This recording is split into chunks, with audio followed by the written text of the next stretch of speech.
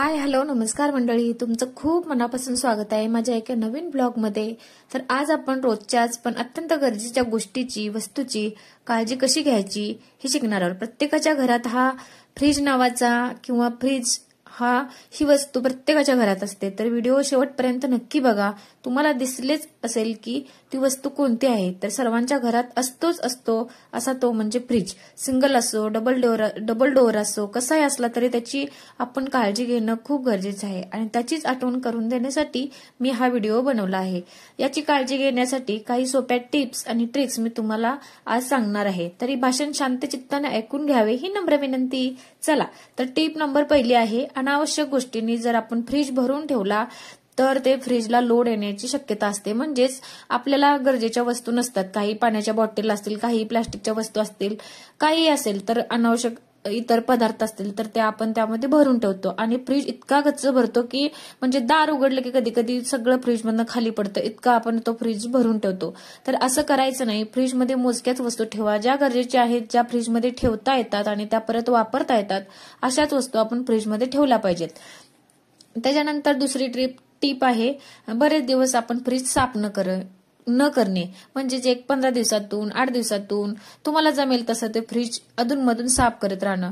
काही जण तर बरेच महिने फ्रीज वर्षभर साफ करत नाहीत। बरेच जणांचं असं होतं की आज करूयात उद्या करूयात असं करत करत बरेच दिवस ते ढकलत जातं पुढं आणि फ्रीज साफ करणं होत नाही आणि मग त्यामुळे आत काय होतं की बॅक्टेरिया वगैरे वाढतो आणि मग त्याचं ते अन्नामध्ये किंवा आपले फळभाज्या असतील किंवा आपल्या पालेभाज्या असतील तर त्यामध्ये ते बॅक्टेरिया उतरतो आणि मग काय होतं की आपल्याला त्यापासून आजार होण्याची पण शक्यता असते। म्हणूनच आपण त्या फ्रीजला वरचेवर साफ करत राहणं गरजेचं आहे।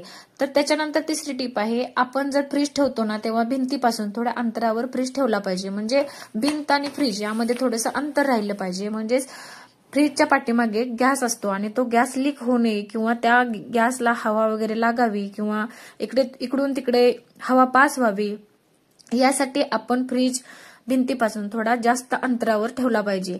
आणि आपण जर बाहेर जात असू किंवा रूम जर बंद असेल तर त्यावेळी ही खिडकी वगैरे ओपन नसेल तर गॅस लीक होण्याची खूप जास्त शक्यता असते। त्यामुळेच आपण भिंतीपासून थोडा अंतरावर फ्रीज ठेवला पाहिजे आणि तिथली साफसफाई आपण कायम करून घेतली पाहिजे। कारण उंदीर वगैरे असतात तर त्यामुळे आपण केबल वगैरे खराब होण्याची शक्यता असते, म्हणून आपण ती काळजी घेतली पाहिजे। याच्यानंतर टीप नंबर 4 आहे, बाहेर जास्त दिवसांसाठी जर आपण जाणार असेल तर आपण फ्रीज बंद करून ठेवायला काहीच हरकत नाही। म्हणजेच आपल्याला नको असणाऱ्या वस्तू किंवा जास्त अशा बाहेर ठेवू शकतो, अशा बाहेर वस्तू काढायच्या त्यातल्या आणि आपण फ्रीज बंद करून ठेवून पण बाहेर जाऊ शकतो। म्हणजेच आपण ट्रिपला जाणार असेल, 8-10 दिवसांसाठी कुठे गावी जाणार असेल तर फ्रीज बंद केला तरी काहीच प्रॉब्लेम होत नाही। त्याच्यानंतर टीप नंबर 5 आहे की कंट्रोल पॅनलचा वापर। म्हणजेच तुम्हाला ते गोल बटन दिसतंय ना फिरवायचं, तर ते कंट्रोल पॅनल असतं। तर त्यात 1 2 3 4 असं लिहिलेलं असतं। तर थंडीमध्ये किंवा उन्हाळ्यामध्ये जसं हवं तसं आपण त्याचं कंट्रोल करून ठेवला पाहिजे। थंडीच्या दिवसात कमी, उन्हाळ्याच्या दिवसात जास्त, अशा पद्धतीने आपण जर व्यवस्थित केलं तर अति थंड किंवा जास्त बर्फ जमा होणं ह्या गोष्टी होत नाहीत। म्हणूनच आपण त्या कंट्रोल पॅनलचा व्यवस्थित वापर केला पाहिजे, कायम त्या कंट्रोल पॅनलकडे बघितलं पाहिजे। तर अशी होती ही 4थी टीप। आता तुम्हाला याच्यानंतरची टीप आहे की आपण जवळच्या जवळ भाजी आणायला जातो किंवा बाहेर काहीतरी मार्केटमध्ये काहीतरी बाजार वगैरे आणायला जातो आणि आपली लहान मुलं वगैरे घरात असतील तर आपण तसेच निघून जातो। तर असं नाही करायचं। आपल्याला जेव्हा फ्रीज मिळालेला असतो तेव्हा त्याच्यासोबत एक चावी भेटलेली असते त्याला लॉक करण्यासाठी। तर बाहेर जाताना तुम्ही फ्रीजला लॉक करून जाऊ शकता, म्हणजे थोडक्यात कुलूप लावून जाऊ शकता। एक थोड्या वेळासाठी आपण कुलूप लावलं आणि आल्यानंतर ते परत ओपन केलं तरीही चालेल, पण बाहेर जाताना लहान मुलं असतील तर आपण लॉक लावूनच जाणं मस्त आहे।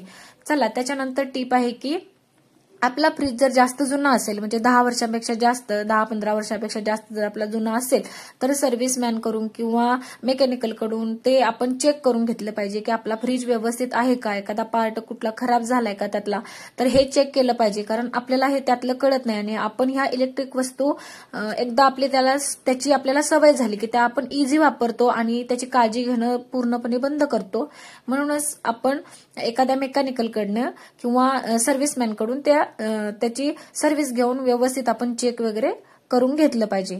त्याच्यानंतरची टीप आहे की कुठल्याही केमिकलचा वापर करून आपण फ्रीजला धुवायचं नाही. म्हणजे स्वच्छ एखाद्या कापडानं मस्त तुम्ही पाण्यानं फ्रीजला धुवून घेऊ शकता. कुठलेही केमिकल वापरण्याची गरज नाही. आणि सतत वारंवार जर तुम्ही फ्रीज साफ करत असाल तर आत बॅक्टेरिया जास्त किंवा डागही जास्त पडत नाहीत आणि मग दुसऱ्या केमिकलचा वापर करायची काही गरज नाही. तुम्ही कापडानं पुसून घ्या आणि जर एखादा डाग असेल तर लिंबू किंवा थोडासा मीठ वगैरे लिंबूला चोळून असं करून तुम्ही तो डाग घालवू शकता. बाहेरचे अदर केमिकल कुठलेही तुम्ही फ्रीजसाठी वापरू नका, कारण आपण त्यामध्ये पदार्थ ठेवल्यावर त्याची केमिकल रिॲक्शन वगैरे होऊ शकते. म्हणून आपण दुसरं कोणतंही अदर केमिकल त्यामध्ये साफ करण्यासाठी वापरायचं नाही. अशा पद्धतीने जर तुम्ही फ्रीजची काळजी घेतली तर तुमचा फ्रीज खूप छान राहू शकतो. म्हणजे तुम्हाला त्यापासून धोकाही काही निर्माण होऊ शकत नाही. म्हणजेच मी 1-2-3 दिवसापूर्वीच एक न्यूज वाचली होती मध्य प्रदेशमध्ये की हा फ्रीजचा म्हणजे न वापर व्यवस्थित केल्यामुळे किंवा फ्रीज ओव्हरलोड झाल्यामुळे स्फोट झाला होता आणि तिथे एक लहान मुलगा होता आणि त्याचा पूर्ण चेहरा खराब झाला होता. मी 2-3 दिवसापूर्वीच ती न्यूज वाचली आणि म्हटलं चला आपण ते व्हिडिओ आता करूयात, म्हणूनच हा मी व्हिडिओ करण्यासाठी घेतला. पुढची टीप आहे की हा मिल्क झोन आहे त्याच्या खाली एक केबल असते, तर ती केबल आपली सतत ओपन राहिली पाहिजे. म्हणजेच त्या केबलवर बर्फ जमा नाही झाला पाहिजे.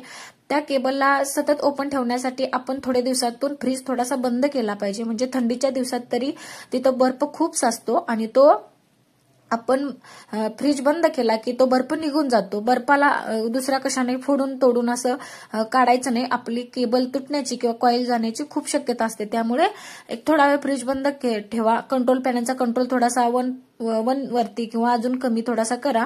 ते आपोआपच बर्फ वगैरे वितळून जातो.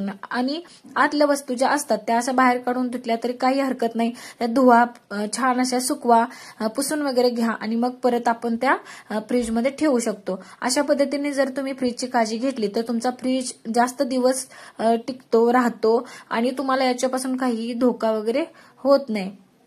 मी हा व्हिडिओ बनवण्यामागचा हाच उद्देश होता की मला जी माहिती कळाली किंवा माझ्या निदर्शनास जे आलं ते तुम्हालाही सांगावं, म्हणूनच मी तुम्हाला हा फ्रीज डीप क्लिनिंगचा व्हिडिओ मी तुम्हाला दाखवलाय. तर बघा माझा आता फ्रीज बघू शकता. मी 1 तासासाठी पूर्ण त्याला सोडून दिलं होतं साफ करून, तर पूर्ण यातला बर्फ वगैरे वितळलेला आहे. पूर्ण सगळा झोन स्वच्छ करून घेतला आणि आतली पूर्ण क्लिनिंग झाली.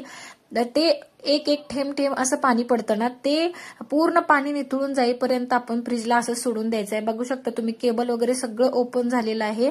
म्हणजेच पूर्ण फ्रीज क्लीन झालेला आहे. ह्या जर गोष्टी तुम्ही नीट लक्षात ठेवल्या तर तुमचा फ्रीज कायम सुरक्षित आणि लॉंग टर्मसाठी सेफ राहील. तुम्हाला जर हा व्हिडिओ आवडला असेल तर नक्की चॅनलला सबस्क्राईब करा, व्हिडिओला लाईक करा. भेटत पुढच्या नवीन एका छानशा अशा व्हिडिओमध्ये. तोपर्यंत सर्वांना बाय बाय.